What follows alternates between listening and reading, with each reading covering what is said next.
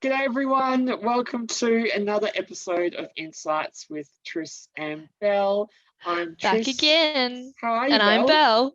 I'm How you good. going? I'm good. Enjoying that it's Friday. Excited for the weekend.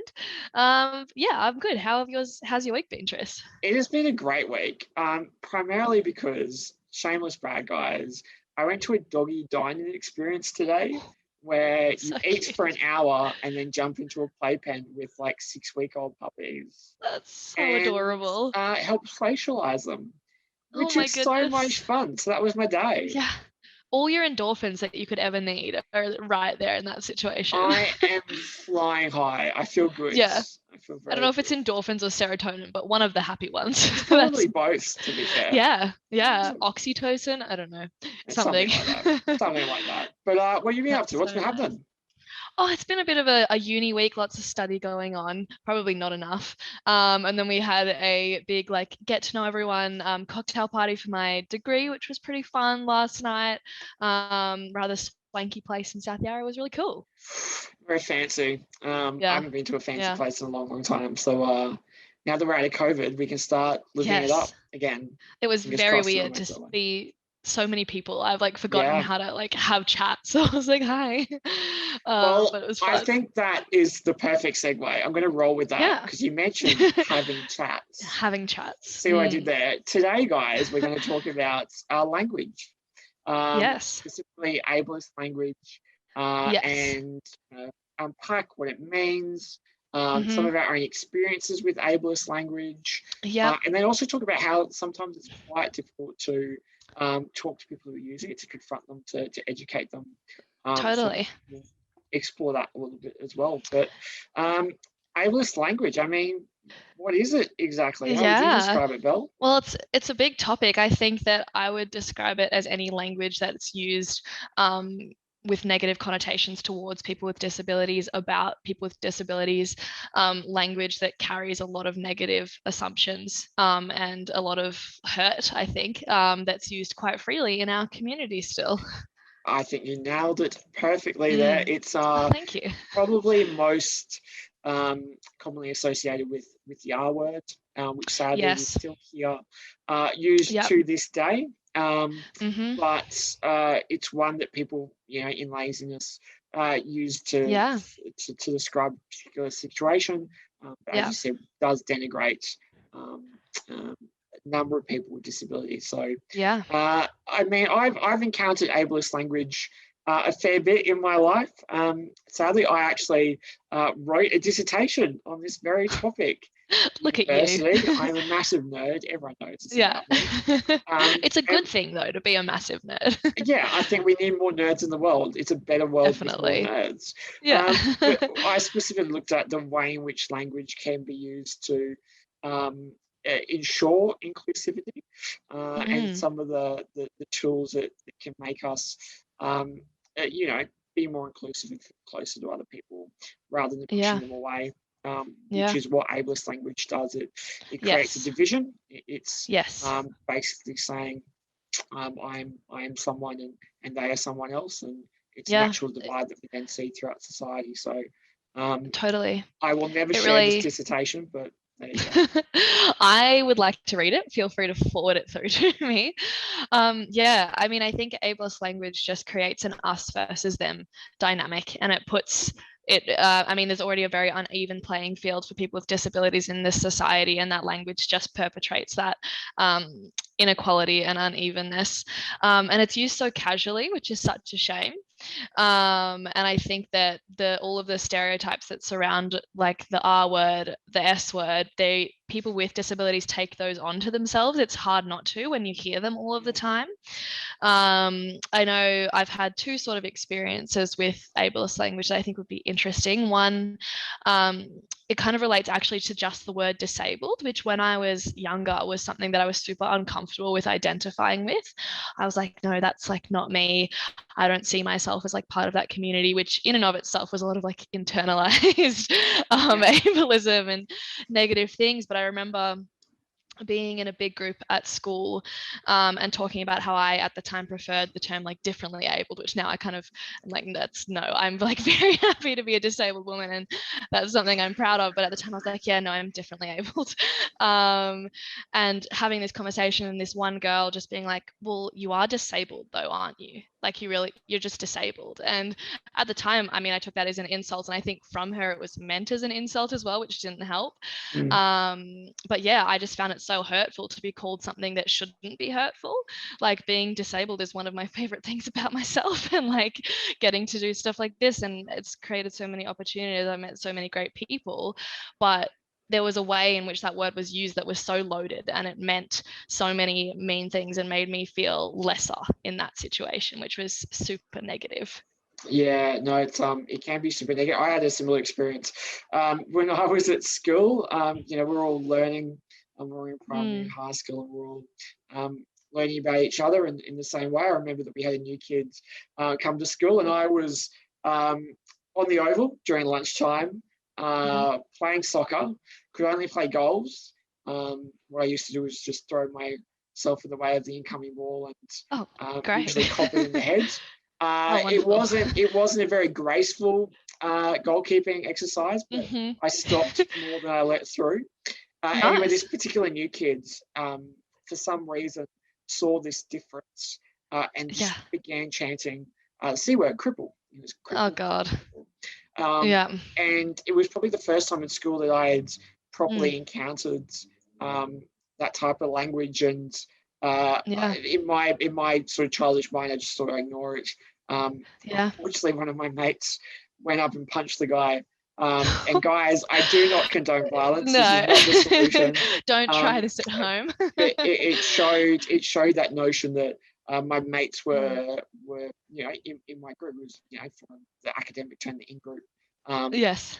They were part. We all understood the language that we used, and there was someone outside of that group who I think in trying to use that language was trying to join our group. But the best way to do it is be empathetic and totally learn about the person rather than relying on language to seem cool, which I think and I think that, I mean, despite like disability being quite an important part of our lives, it's also just one aspect of our lives, and any word that I think minimizes someone to one thing about them is generally used in a negative way, and we've seen that as a trend constantly throughout our society. And language can be so hurtful, but also like when you have the opportunity to have that conversation with someone and you can open their eyes to why those words aren't appropriate, it's really wonderful, and feels very empowering. I know my mum is like the ultimate Karen, but in the best of ways. Like I want to be her when I grow up. She's so cool. But we were on a panel at the Royal Children's Hospital in Melbourne, and they were like redeveloping their like prosthetics and orthotics department, and all my childhood had been called the Limb Deficiency Clinic, which, I mean, the associations with that is that there's something wrong. And I mean, you can argue that, I mean, there's nothing wrong. I'm not missing anything. It was never there. Like, this is just the way that my body is. And to say it's a deficiency, like, creates an assumption right off the get-go that shouldn't be there. And so she, in her most Karen of ways, got them to change it to the Limb Difference Clinic, which I thought was awesome. And like to see one of the major hospitals in the state of Victoria taking that on board and refusing to any longer like continue with those ableist assumptions was like so cool. And I was so very proud of my mum. Massive shout out to Belle's mum. That's awesome. I hope she's watching. I'm sure she is. I think she loves these. So big kudos to Belle's mum. That's amazing. I think the thing that goes to show is that so often this ableist language, as you touched on, is used casually. People don't understand the connotations, and it's about educating. Once we have that platform to educate, people are more often not so welcome and so quick to change their language and how they use it. Totally. Something I want to touch on that we spoke about briefly at the beginning was this notion of persons what's the description, Belle? You say it. So what person? I think it's person first language or disability first language, and there's kind of a big debate in the community about which is better. So the example for the viewers at home is saying a disabled person as opposed to a person with a disability. And the sort of core of that is the belief among many people with disabilities that they don't want their identity to be defined by one aspect, which is disability. They're multifaceted, they have multiple elements to their disability. But what's really interesting, and for me, I don't mind being called disabled person because it's me reclaiming a part of my identity, which so often is used in a negative way towards me. So by me reclaiming it, I'm giving power to myself. Totally. I think is a really strange twist. I think language changes over time, and I think we're now slowly going back towards disabled person, but which completely I varies think person to person. Yes, exactly. And both options are valid for the person. It's an individual experience, and however someone is comfortable as identifying is what's right for them. I agree now, as I've gotten older, I'm like, I'm disabled. That's so cool. Like, I don't see why there would be any issue with calling me that. And I think when people don't want to call you that, it's like, well, what assumptions do you have surrounding disability then that makes you uncomfortable to use that word towards me? Like, let's unpack that rather than just like avoid the word. I think, like get down to the roots of that would probably be the way to go. And it's like now it's like I'm so proud of that. It's like in my like Instagram bio, it's like disability advocate. That's the first thing, because I think it's a great community to be a part of, and it's cool to be able to say something that I like had very clearly hated about myself. Be like, no, I own it and I love it now, and it's a great change. Yeah, I couldn't agree more. But as you said at the beginning of that, was this important thing to recognize that some people don't feel that encapsulates who they are. They don't like defining themselves that way, which I think then leads into this conversation around ableist language is a fluid, changeable thing. And what we need to do is be ensuring that disabled people's voices are heard, so they can lead the narrative about how they want themselves to be described, because I think that's the issue. Yes, I think anything that's about us should include us, and for so long it hasn't. We have been kind of in the background, just quietly being like, "We're here, by the way. We'd like to have an opinion," and that it goes from everything to ableist language to the way that these issues are dealt with in Parliament and in government and in corporations. And there should be disabled people having contributions and their voices being heard at all of those levels. It's super important. And so I think the last thing to touch on is we've sort of looked at society as a whole, but so often it is so casual, the use of ableist language. I've had some friends use it and I've had the conversation, but it's not necessarily an easy conversation to have. No. We're navigating multiple aspects of friendship, crossing boundaries. Definitely. I think the thing that we need to figure out is how we can politely have those conversations. Well, I was saying to Tris before this that I'm just using this as that conversation. I'm just tag a few people in it and be like, just watch. I don't need to talk to you. You might learn something. And quite often there's been people in my life who use it, and they're people that I love to death and are at heart wonderful, incredible people who are so not ableist in any way, but just haven't had to think about it, because if it's not directed towards you, why would you have to think about it? And so I think that we need to get better at, and myself included, I haven't been good at pulling people up in the past, but growing in confidence and being able to be like, it's a casual thing to just be like, hey, like, I love you, but let's like just try and avoid that word. It doesn't have to be a big hurrah. It's just like, it's okay. Like, we'll just like, let's find a different one. Let's be creative. Use our vocabulary. Get out the thesaurus. Like, I think we can figure something else out. The really important thing there is this. It is a difficult thing, and sometimes we don't always want to be the one educating and training people. We've discussed this in a previous episode. So there is a degree of fatigue that comes with this, as well as all the points that you touched on there, Belle, that It's a strange thing to navigate, but Yes.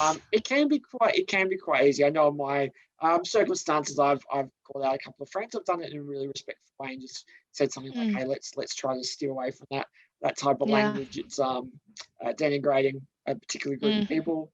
Mm. Let's find something else." And Yeah. more often than not, I mean, every time I've had that conversation, everyone's like, "Oh, I'm so Mm. sorry. Like, Yeah. I'll change the way I speak." And people are usually pretty welcome to it, which is Yeah. good to see.